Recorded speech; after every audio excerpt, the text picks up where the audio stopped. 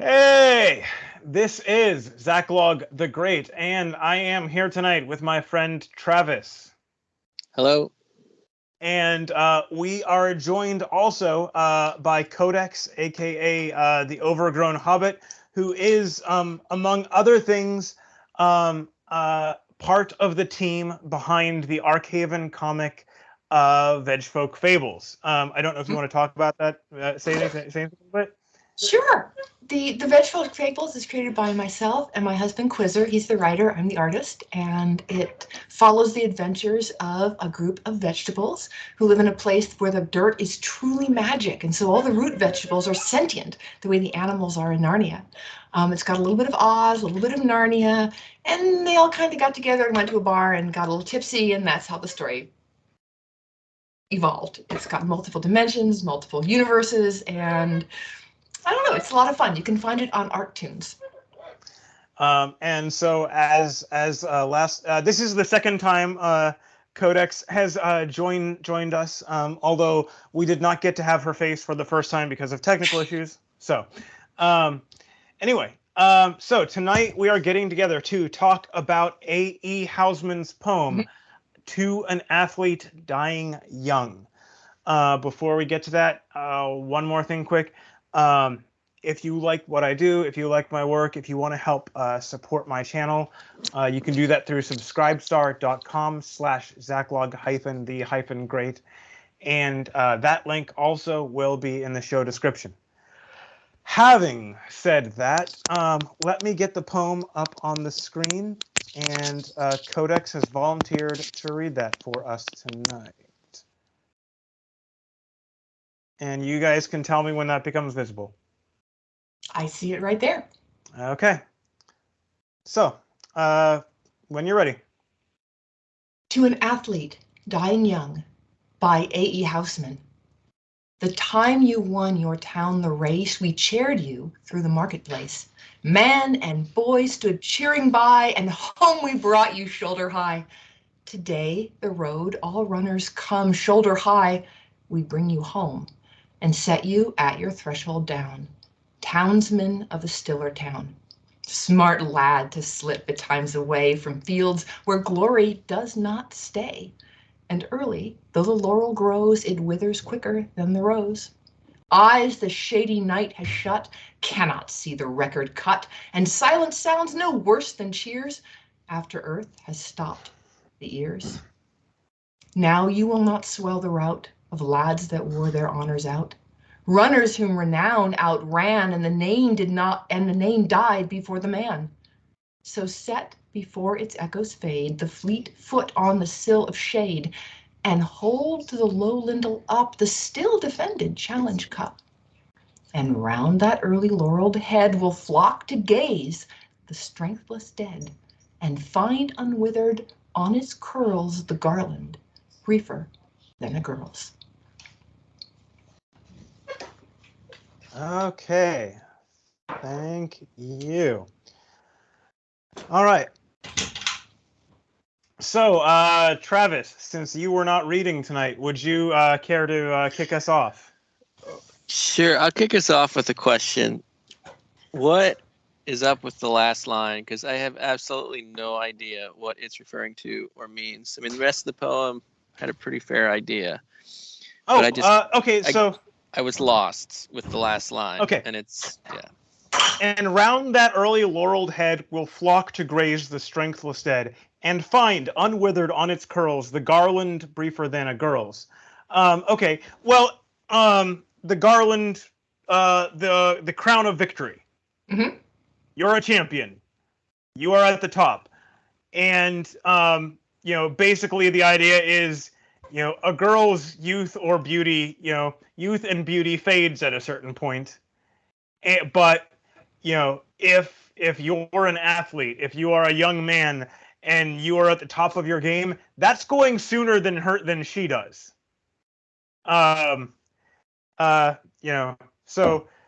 at least Housman's theory is that guys actually hit the wall first. Also, I just finished reading the Percy Jackson, The Lightning Thief, which reminded me of Odysseus. And the strengthless dead, remember, in the Elysian fields and all the places where the dead went, unless you were one of the really super honored dead, which this guy technically should be, but maybe he's not honored enough.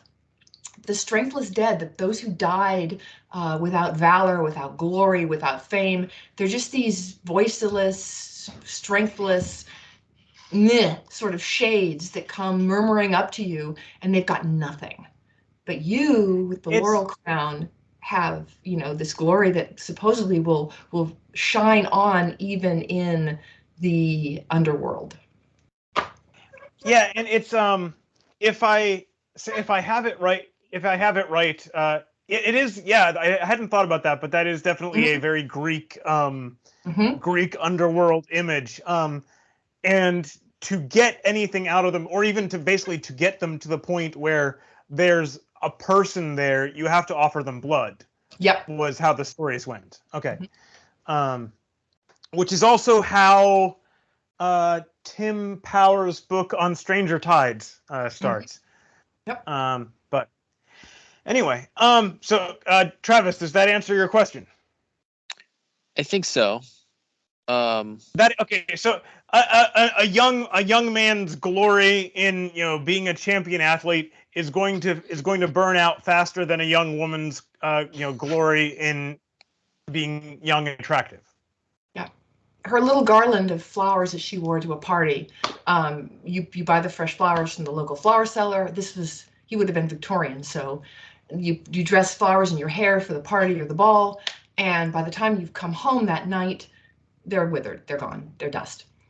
So gather your rosebuds while you may, for time is flying, and you know what all those Cavalier poets wrote. They were all right. players.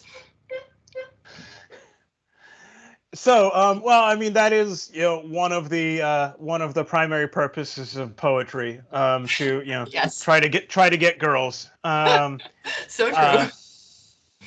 true. Does it work, Travis, though? That's my question. Does it work? Like everything else. Well, I think today. I think today the parallel would be more like young rock musicians, and you don't. And it might not necessarily last long, but you don't even have to be terribly big and successful to get something out of that in that line. So I'm gonna say it still does, or at least there is a continuation of the same idea, even if it's not quite the same form. Right. All right. I'll buy that. But so since we got that question, what else would you like? Where else did you want to take your first swing at this? So I think it's interesting how it kind of almost goes back and forth between, like he's talking about. I mean the not the author. What do you call the guy? The perspective. I'm coming up blank right now. The speaker. The speaker. The speaker. Yes, that's the word I was looking for. He's actually sort of saying, you're lucky to have gone early, before your glory waned, or to live long enough to see, that record broken, or, that people forget your name, even though you had this glory day right now, which is, apparently at the end shorter than the beauty and youthfulness of a woman. The renown of a man. Yeah.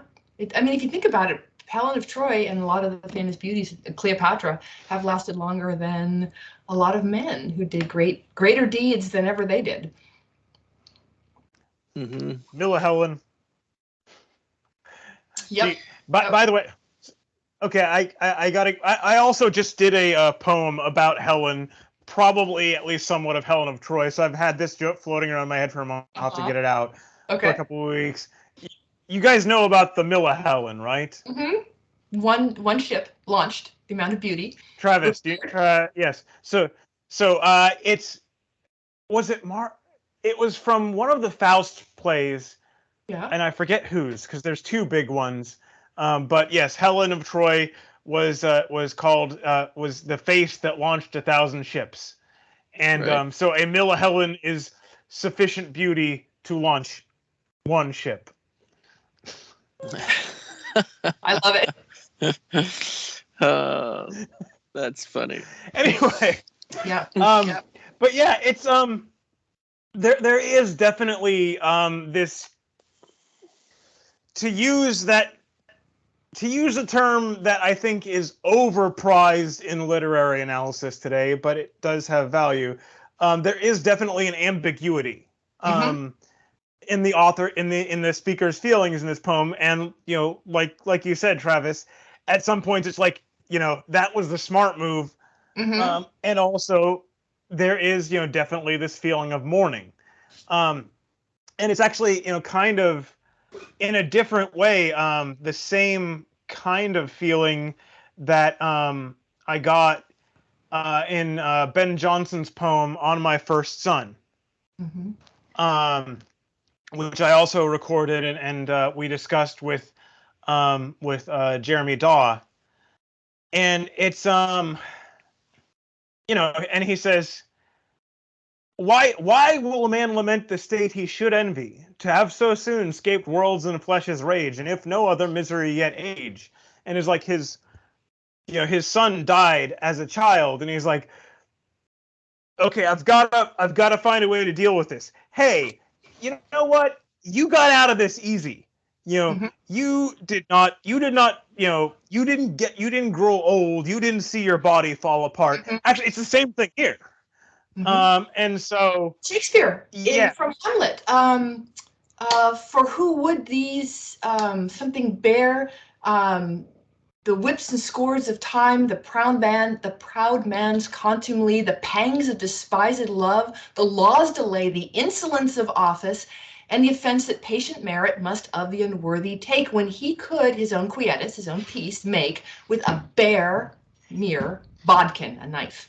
Who would these fardels bear? Except, of course, then he goes on to say, but then what comes after death? Maybe it's not the Elysian fields and the shadeless, the strengthless dead crowding around me. Maybe it's a lot more different than that, and we shouldn't just go. But yeah, the ambiguity. Well, and also, for a Christian, it's not just dying; it's dying by your own hand, and where's that gonna put you? So, but yeah, it's there is definitely that pull of like I said, he's trying to find some way to deal with this. It's like, okay, is there some way this isn't the most horrible thing? Right. Is there some way I can say there's something good of this? You died when you were still at the top of your game. You went, you burned out in glory. That's a positive, and it's. So he's talking himself up, trying to make himself feel better about the loss of maybe a good friend or someone he admired or a child or a nephew or something like that. I think that's definitely a way to read it. And also, okay, so for those of you who are not familiar, which I assume is a lot of people who watch this, because so this is A.E. Housman's collection, A Shropshire Lad, relatively slim one, and he actually almost, there's, I don't know how many. Wait, actually I do if I take a second. There are, because they're numbered, there are 63 poems in here, and almost all of them are in one way or another about death. And it's when I realized this halfway through, I'm like, huh, that's okay. Well, I mean, it's in his defense, that is definitely one of the big ideas that art needs to deal with, and one of the other things that poetry is written for. There's getting girls. There's also trying to figure out death. So there's a few others. There's not a lot of things, actually. If you can you can split them up into relatively few categories, but those are two of them. What's the date, original publication date on A Shropshire Lad? One moment. It should be in here. Let's see. 1896. Okay, I was just looking up to see when Mr. Housman died, and it looks like if you know the internets can be believed, it was 1936. So he wrote that when he was still quite young and wasn't necessarily, so he was imagining the bitter loss of old age, but I don't think he'd hit it yet. Or the loss of someone he cared about. That's a good, like you said, good point. But yeah, I mean, for me, you know, as you know, he says, you know, basically you have two options. You can, you know, a young man, you know, a young, healthy, strong man at the top of your glory. You can go out then, or you can, you know, grow old and watch yourself pass by. And I've said a few times on here, I'm aware I don't look it, but I have kind of taken that second option. I'm older than I look, and you know, it doesn't take you know, too long past 30 before you start noticing, you know, hey, all these parts aren't working quite the same way they used to. I'm slowing down. Oh, tell me about it. This should not hurt quite this much. I mean, I only did 5 miles or whatever. And so it's, you know, he's on that scale, he's definitely right. You know, the only thing worse than getting old is the alternative. What do you think? What do you guys think as guys? Because this is something women. I mean, we know that when our children are grown and happy and married, and we have a gazillion grandchildren, we've like won. But what do you guys think about reaching a point in your life and then looking back and realizing that I didn't set the world on fire. I didn't make this massive change in the political or social structure. I didn't write the great book. And when you're younger and you've accomplished something, do you think, this is it? What if I can't do better? Do you guys, as men, is that something that you think about a lot? Well, obviously, you know, I've been doing my YouTube channel for, you know, for almost 6 years, and I'm not really making money off of it. So, you know, obviously there's some other motive. Yeah. But, you know, at the same time, money's not the only well, no, but determiner of success and value. True. No, but I'm saying, like, apparently there's some other reason I'm doing this, and, you know, hoping to have a positive effect on the world. But at the same time, like, it's not, you know, not a big deal, not, you know, thousands of views per video. And so, yeah, it's It takes you a long time, though, to get through your apprenticeship on a lot of these technical things, like the comicking thing. We were doing it just as long as you've been doing the YouTubes, and our readership until very recently was about the same as your viewership in terms of scale. And I mean, the amount of time that, I don't know about you, but putting into a project like this, it's huge. And so you're always asking yourself, is it worth it? And he would think, Mr. Housman sounds like he's saying, you know what?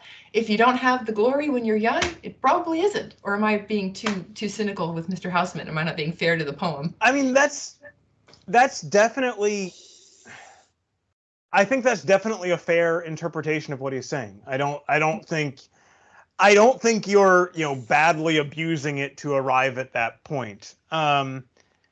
So yeah, it's, now you will, I mean, not from, the you know, yeah, like you like I said, you went out at the top of your game.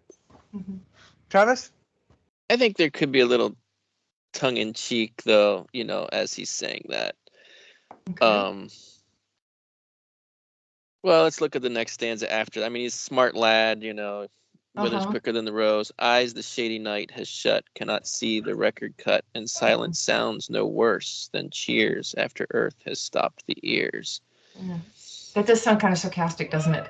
Yeah, well, it's like there's a contrast between those two, like, starting out with the stanza before, like, smart lad to slip betimes away. And it's like the next line, it's like eyes the shady night, and silence and stop the ears. Like there's a definite contrast between, even though the second stanza is kind of following on the idea that, but I think that I like that line of, and silence sounds no worse than cheers. And I think that, going back to your question and, the existentialness of life, I think after enough beatings or pain or sorrow or whatever, you start to get to that place where silence is no worse than cheers. And you can even apply that to,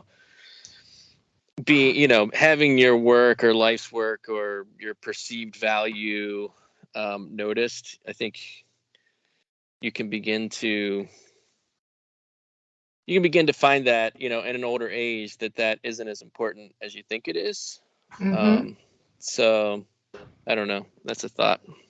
What about the idea that early success is dangerous, and if you get it too much of it and too great, then you probably would be happier in the grave, because we cheered you through the marketplace. Man and boy stood cheering by, and home we brought you shoulder high. They literally put the guy on their shoulders, the entire town, and carried him cheering down the road. I mean, I don't know about you, but that I never expect anything that fantastic.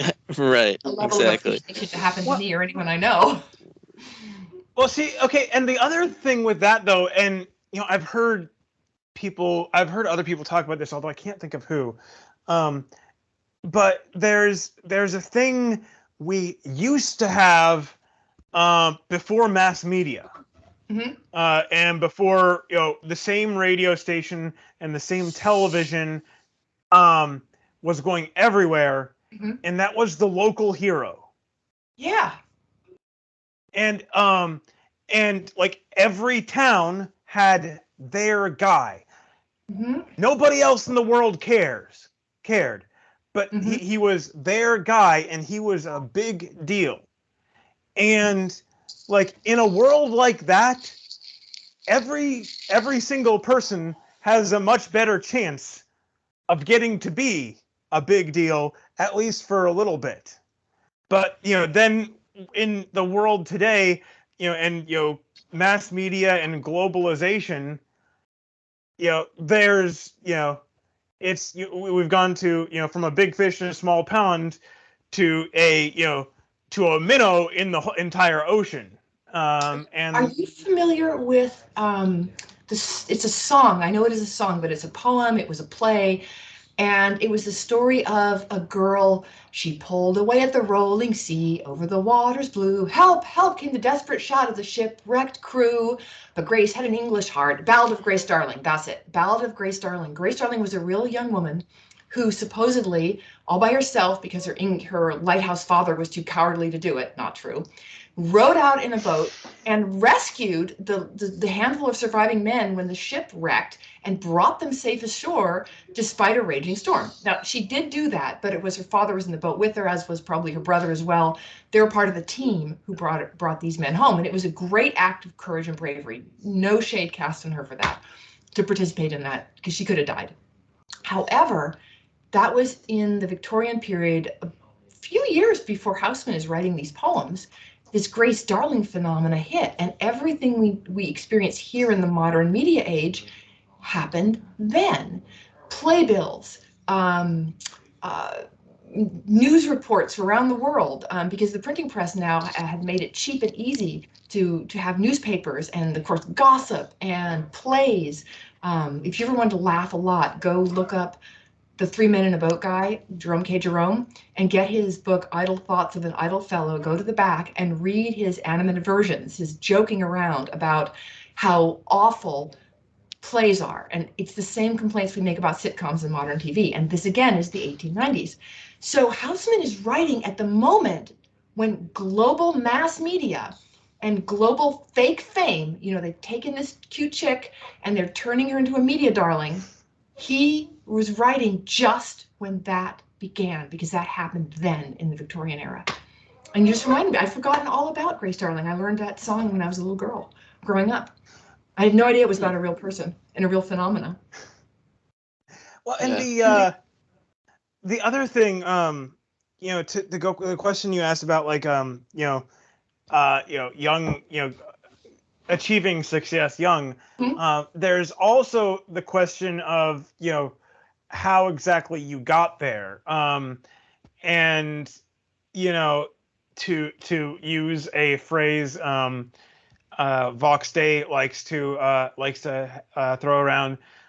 There's the question of taking the ticket, and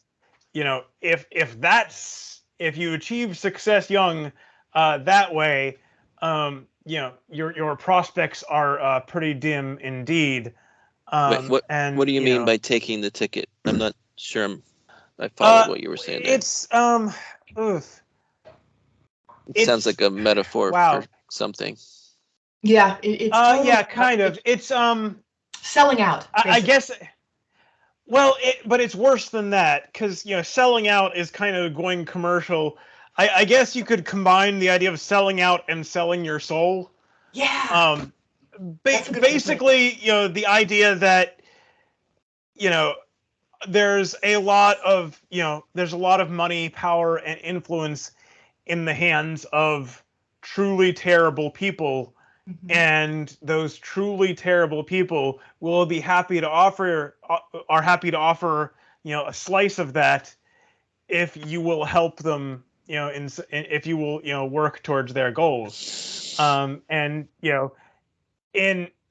haven't really seen people talk about it in a while, but like in the United States, there's it's almost proverbial, a child star in Hollywood becomes this absolute disaster of a human being when they grow up. And actually, I think it was just earlier this year, Britney Spears, who achieved a lot of success pretty young. Mouseketeer. With Disney, no less. She she finally was able to win her way free of some truly awful people who were running her life, and to her benefit. Also, possibly not coincidentally, she apparently became a Christian around the same time. Don't know how directly that affected things. I don't either. That's interesting. I didn't know that. I've seen... an idea. Travis, did you ever read a book by C.S. Lewis called That Hideous Strength? I did. Silent Planet? Okay. Yeah, I have read that. Taking the ticket is going for the inner ring. Remember what Mike Stutter did? That's taking the ticket. When he went along with these guys and he said, okay, and it's real. It doesn't have to be as like obvious as like, oh, I'm going to betray my wife and my friend and everyone I know for these people at Nice. But it's like, oh, I'm going to have a chance to be part of the cool kids. I have a chance to be part of the inner circle. I have a chance to be finally someone who's a mover and shaker and making things happen at this college he goes to, where he is just a junior professor. But now he could get tenure and have all this good stuff happen. And he could be a political player. And that's taking the ticket. You reminded me of it when you were talking about it. Exactly. It's also kind of interesting to refer to Harry Dresden story. Well, not that particular story, but another story of his that Codex talked with me about. And in the previous story, which was Battleground,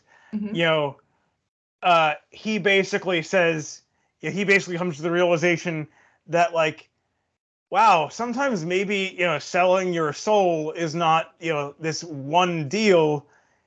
And maybe sometimes it's done for, for the best possible of reasons. Because he's like looking at, what he has to do and what he has to become in order to save the lives of a lot of people. But in order to do that, he has to absorb a kind of mental and emotional damage that are what's going to be left of you when you're done. And he's looking at that, and it's an interesting other take on the same question.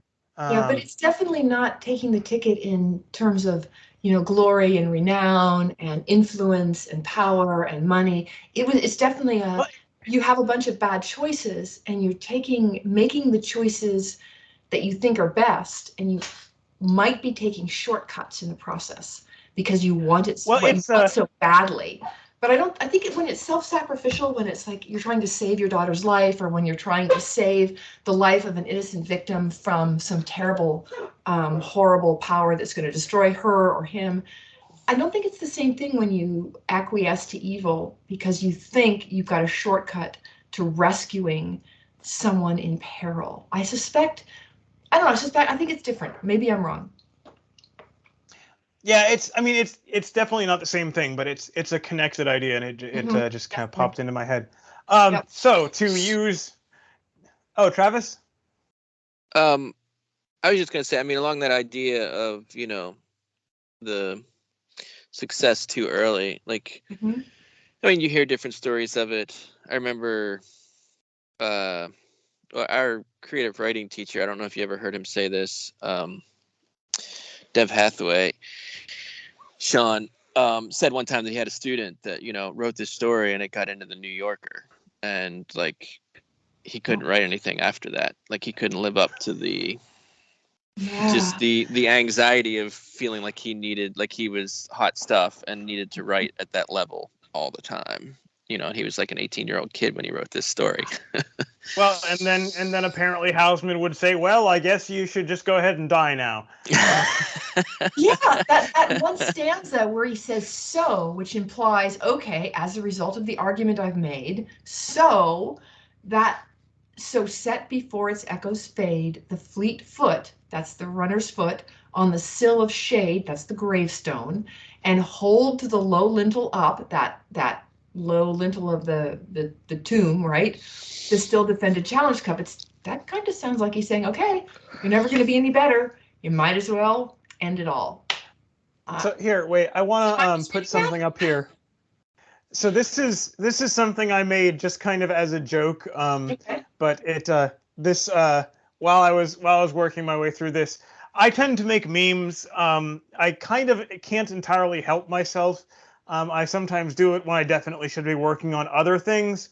And as I was working on memorizing this one occurred to me. So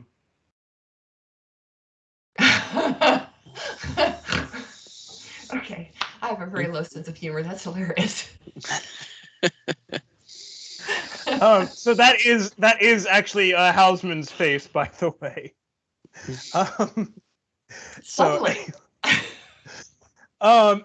yeah, well, that's another thing I was thinking about with this poem. It is this past year and a half, just dreadfully relevant. Athletes dying young. We're seeing them all over the place. Gee, what could possibly be causing vaccine? What? Sorry. Safe and effective. How could you doubt our masters and our betters? They know so much better than all of us, including world-renowned genetic scientists and people who built the mRNA technology in the first place. What do they know? Nothing. I tell you. I get the impression I'm actually allowed to say that on YouTube now. I'm not sure, We'll find out. but anyway, from locution. Because they're always changing. But to use a phrase that I frequently use in these conversations, to get back to the poem. Yes. One thing I really love in here, one part. Today the road all runners come, shoulder high we bring you home, and set you at your threshold down, townsmen of a stiller town. Oh yeah. And there's in a good poem, like there's like at least five things going on at once. And so like, for one thing, hey, we brought you, on our shoulders, cheering you on, and today we're carrying you shoulder high again. And and set you at your threshold down, townsman of a stiller town, and even that line, townsman of a stiller town, there's two different things you could take that, because okay, for one thing, this is a healthy, strong, active young man, and he's dead, and the town he was in is just slightly quieter because of that. So his town he's a stiller town, but then also he is going to the cemetery. He is joining, them, and he is now a townsman of this other much stiller town, and it's and like both of them are there, and like both of them are kind of a punch in the gut in a good way, and so it's impressive. Yeah, I do find that the opening is far more powerful than the ending, if you unless you take it as him being ironic. In other words, he's trying to act as if worldly glory and your name is renowned forever, and you're never going to see the difficulties of life. So yeah, you took the easy way out, supposedly. If you take him as being ironic, then I think the poem has a lot of punch. But if you take him as being dead serious, I think you lose the beauty of the first two lines, the first two paragraphs. Yeah, but but you can read it either way, which is again good poetry, right? Yes. It's I'm stumbling a little bit here. It's a tough one. Travis, have you ever had a moment in your life as I don't know if you've been an athlete or a performer or something, it was like a high point and you thought it's never going to get better than this? Has that ever happened to you? I don't know that I've ever really.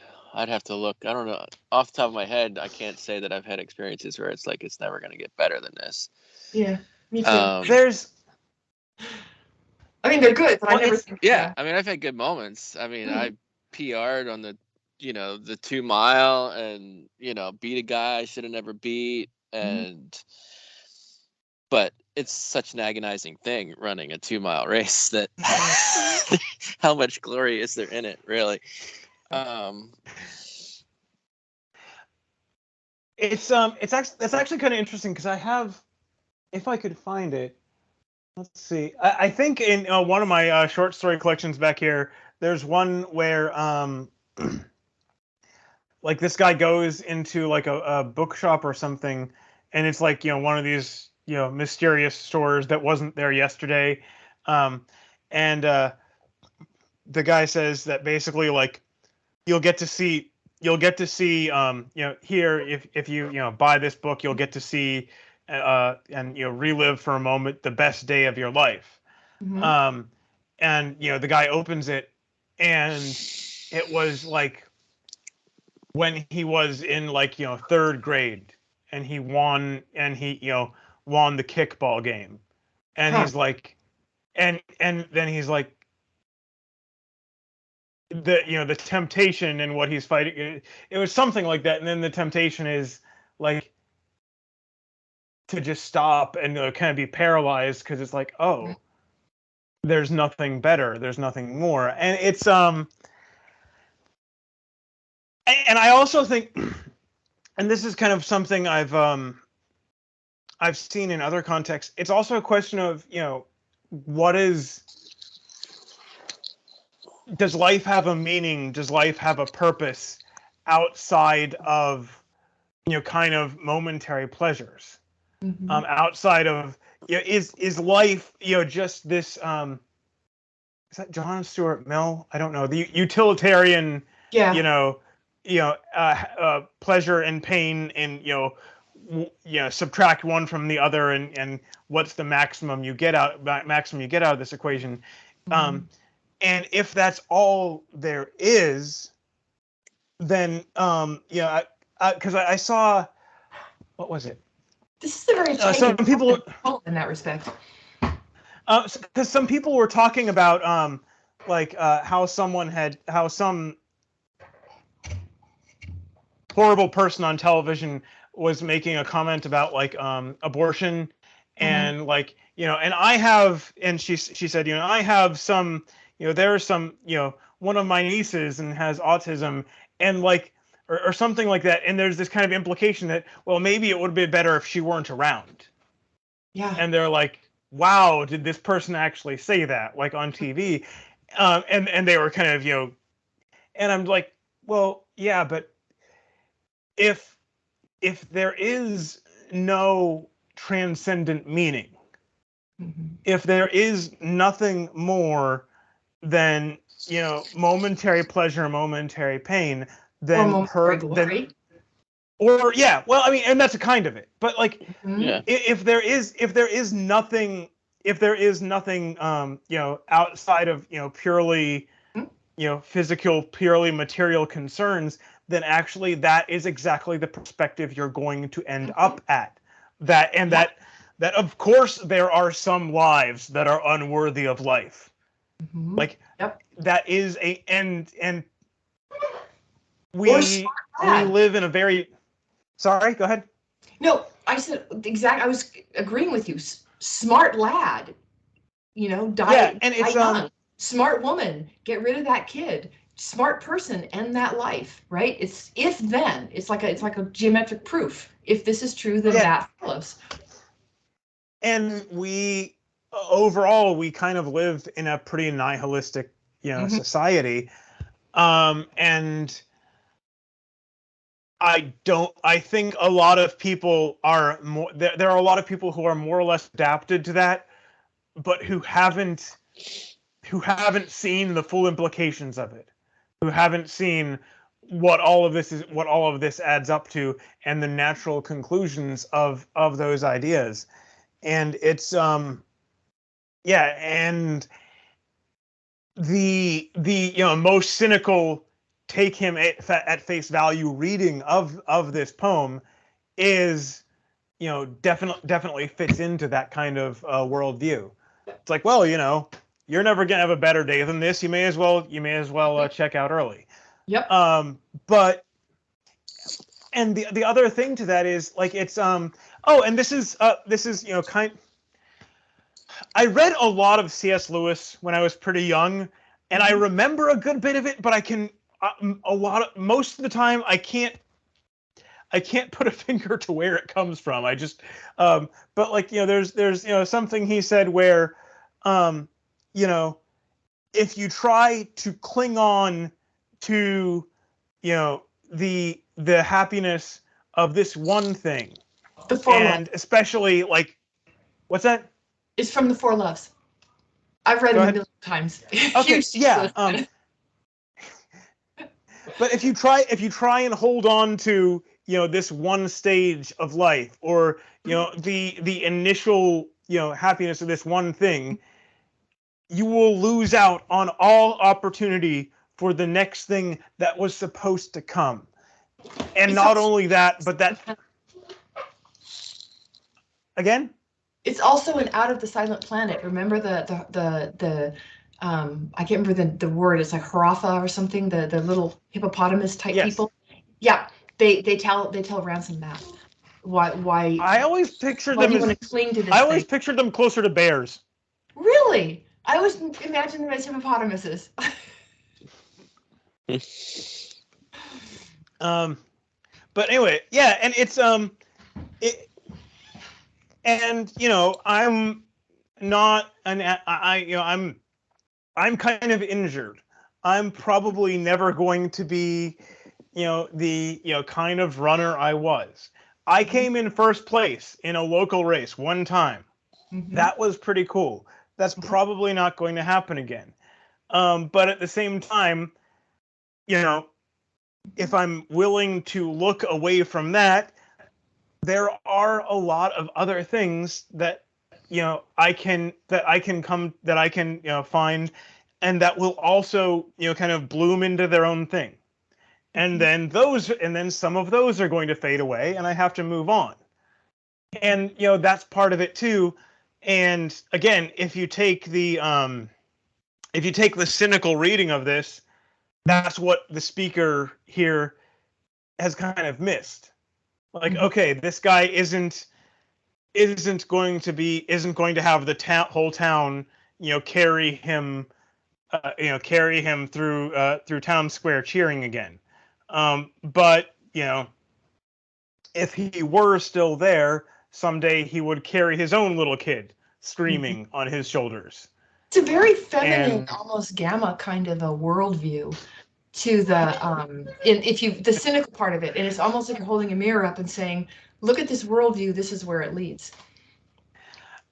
It's I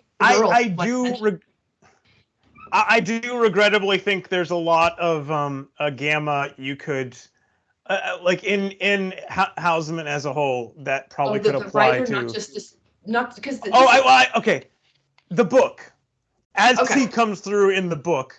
Okay. I don't know about him personally. There's two characters in this poem, and I think it's a mistake. I did the sort of the biographical heresy, as C.S. Lewis calls it earlier, when I said, well, look, when he lived, this affects the poem, and you can't really know that. But in the case of the character who's addressing you in the poem and the young man, they're the two people in the story. You don't know anything about them. You can't just assume that the person talking to you in the poem is Mr. Housman. It's a character he's created. And that character, it does feel kind of gamma. He feels very feminine. He feels like he's worried about appearances and short-term rather than long-term value. And the poet doesn't tell you that the young man died at the Battle of Marathon, which would be a real classic example of a runner cheered through the town because he's, a great runner. But then later he dies, and he dies young, and his glory is everlasting, because he was the runner who brought the news to Athens. So he doesn't put any of that in the story. He just says, so if this is the way it is, you're better off dead, right? But it's not fair to the poet to say, oh, that's what the poet really thinks. He's painting a portrait for you. It's up to you as the reader to figure out, is that the picture of Dorian Gray that you're looking at, or is it something he wants you to emulate? That's a judgment call on the reader's part, don't you think? Yeah, I mean, because there's definitely two ways. You could definitely read this as cynical and jaded, I guess would be a good word. You could definitely read this as cynical and jaded, or you could definitely read this as he's saying this kind of tears in his eyes. Mm-hmm. And barely believes a word of it, but he has to say something. Yeah, there's a lot of different. And actually, it's there's a poem by Robert Service. I just finished memorizing, and it's another one where the final line, it's kind of fascinating because he's talking about God, and it's entirely from the context of the poem, it's entirely possible that he's like furious with God, that this is someone who's ready to become an atheist, or that this is someone who is ready to fall down on his knees and come to Jesus. Like either way is there, and it's interesting when it can be where it can be that open but without being just vague and gray. That's a hard thing to do, because you can, like, leaving everything open by not saying anything at all, like, okay, anyone can do that. Yeah. But leaving leaving enormous room for interpretation, but still delivering something, powerful and meaningful. That's fascinating. Travis, what do you think?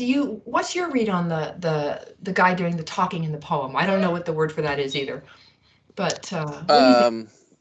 The Speaker or narrator. Yeah, narrator. Yeah. Okay. Yeah. I mean, I'm with you. I mean, it's like you can kind of read it both ways. It seems like he's it feels like he's sort of selling the story to himself or others. I'm not sure which. Yeah.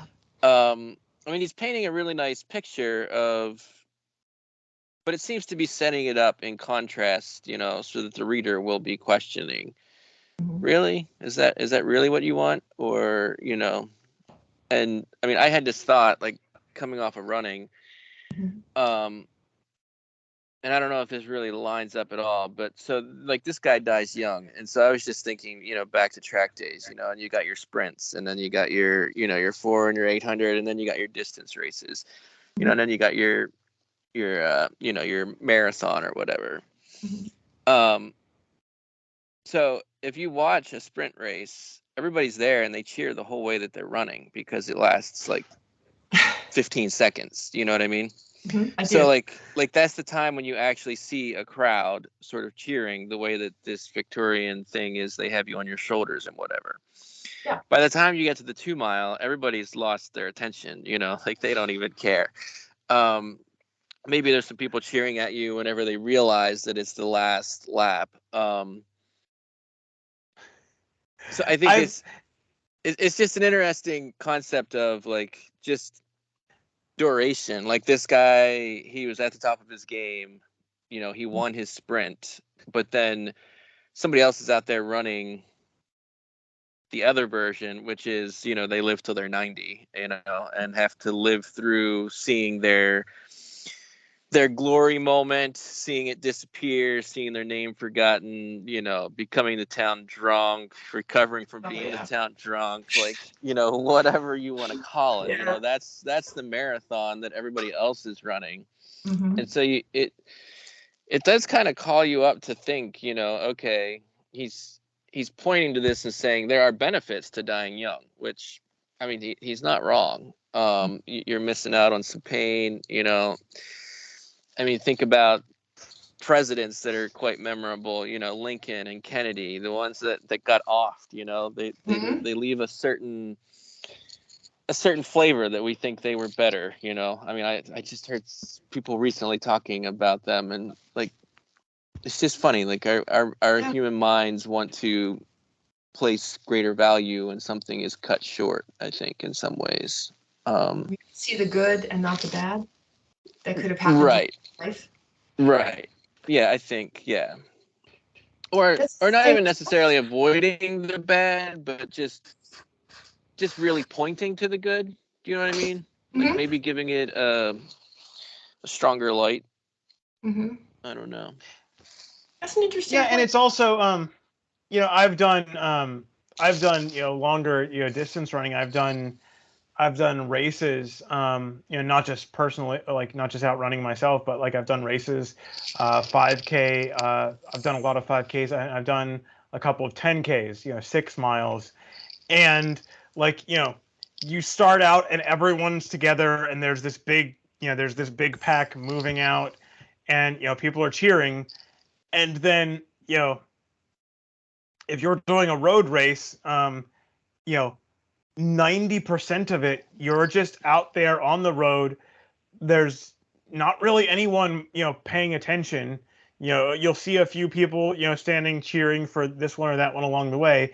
And it's not until you come back in, which is also kind of funny to me because I've also always wondered like what it's like for the people who come along to cheer along a friend.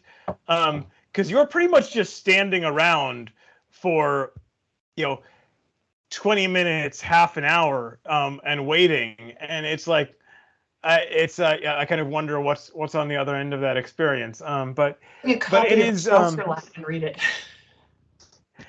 Yeah, and so it is yeah, like this young man's life was a sprint, and people are watching and cheering the whole way. But there's people who do the marathon, and that can be lonelier. People get separated by greater distances. People aren't watching you the same way as when you're young, and it is an interesting metaphor that I don't that yeah, the poem does that is a good one to pull out of the poem, although it's not It's it's not, nothing yeah, he directly said. right.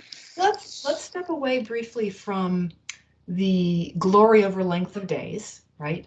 And just go to the running, because like you, or was a runner before my knees blew out. I mean, spectacularly. And I'm never going to run again. But I used to run, but never in races. I think it's probably a girl thing. Winning and competition isn't necessarily as important to us. However, what I loved doing more than anything else was strapping on my sneakers and getting my German Shepherd or my Greyhound or whatever dog I had, and we would run for miles, 45 minutes, an hour, just pounding the pavement. And the dog loved it. I mean, I was the queen of all people in the world because we were out on patrol, the German Shepherd especially, and it was the best thing in the world. And it was the best thing in the world for me too, especially on a cold, misty morning with the fog and the pine trees. And I mean, this behind me is where I'm running in, okay? And the idea that there'd be some value to having that cut short, so that because maybe my dog would never learn that I'm a lame, semi-cripple who can't go running with her anymore. It absolutely boggles the mind that you would want to give up the running itself in trade for glory. If every people despised your name and they thought you were a complete loser as a runner, but you could still do the running, who cares? I'm But with you. is that a guy thing or is that just me? Or a girl thing or what? It's well, but I mean, and the other thing is, like, he's talking to a young man, and he says, like, now you will not swell the rout of lads that wore their honors out, and like runners whom renown. Well, okay, he is talking about fame there, Yeah. but it's also just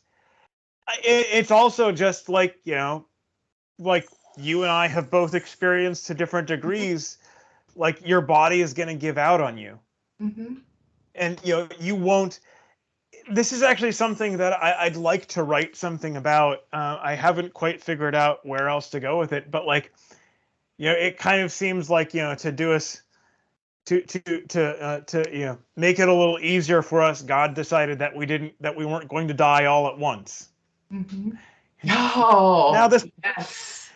That's a good idea. now this part of you is dying. Now this part of you is dying. Now this part of you is dying.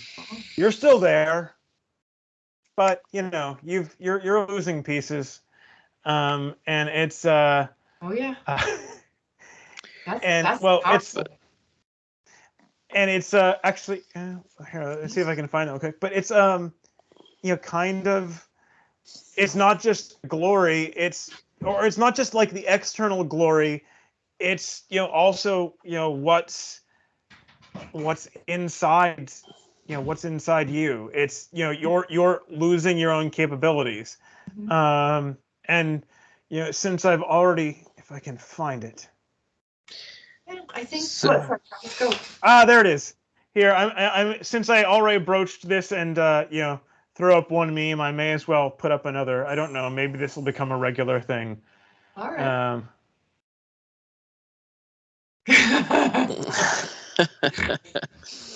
Oh. hmm. Oh man. Yeah. So I agree with you though, Codex. I mean, and just hearing you describe it, I can hear the joy, that running brought you. And I loved training, and I loved being out there with the guys and enjoying that, and just feeling like I could run forever. I mean, because maybe doing yeah, the there's this. miles, but they were at a pace where Yeah. it's comfortable. I mean, and then you've got the race, which is all of this anxiety about needing to perform, and whatever else, nervousness is in there that the coaches told us was normal. And then it's just sheer agony, because you're pushing it's not comfortable anymore. It's just about pain. But that's its own glory too. I mean, you don't get the glory from the just the kind of running that I did. The glory comes from, pushing your body further than you thought you could. Yeah, but to me, I do get that. There's a glory just in being out there running comfortably and knowing that you are strong and in shape, and you're enjoying the weather or your dog or whatever. Like, to on me, the right that's day, the greater like glory. Yeah, and on the right day, like you reach a point in there where you're like, I could just, maybe I could just be out here all day. I could probably keep running for another 5 hours. I think I'm like it. I mean, it's not the reality. It's not what you should be doing. But like at certain points, you just reach this moment of like I guess what is it? Some people call flow state. And running is a way to get that. So okay, well, I think I've said most of what I wanted to say about this poem. Travis, how about you? Any last thoughts you want to put in? No, I don't have any popping out right now, so I think I'm good. Codex, would you like to any final thoughts for tonight? No, just that this is pretty much my first introduction to A.E. Housman. Never read him before. And so thank you for bringing him up to let me see him. Actually, interesting poetry. I had meant to say this earlier. It's kind of funny to me because I've done over 100 poems for this channel, and this is actually one of the more mainstream or well-known poems I've done.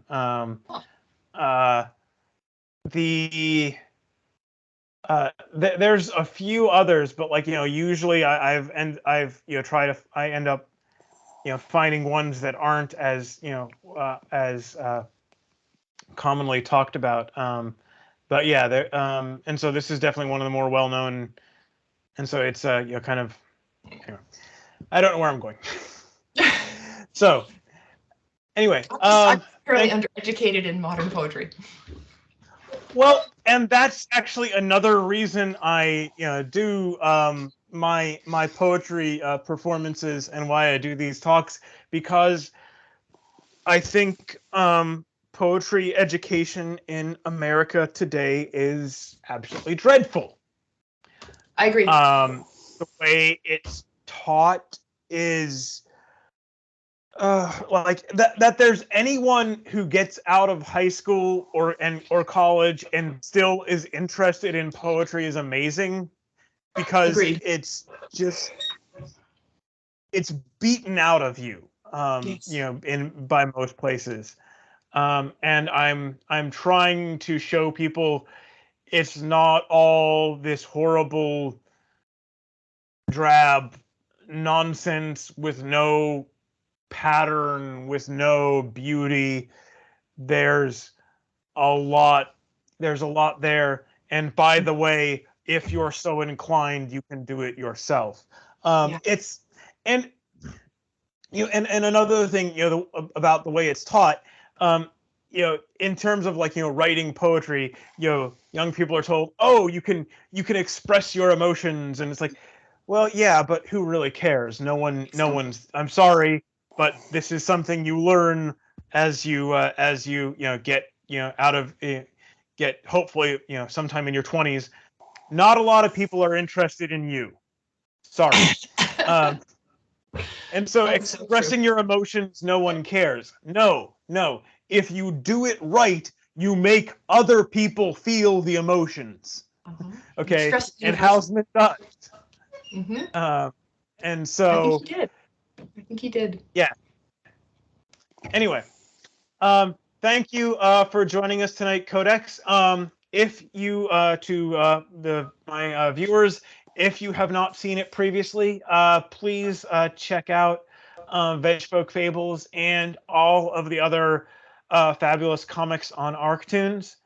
And thank you, Travis, and good night all. Good night. Good night.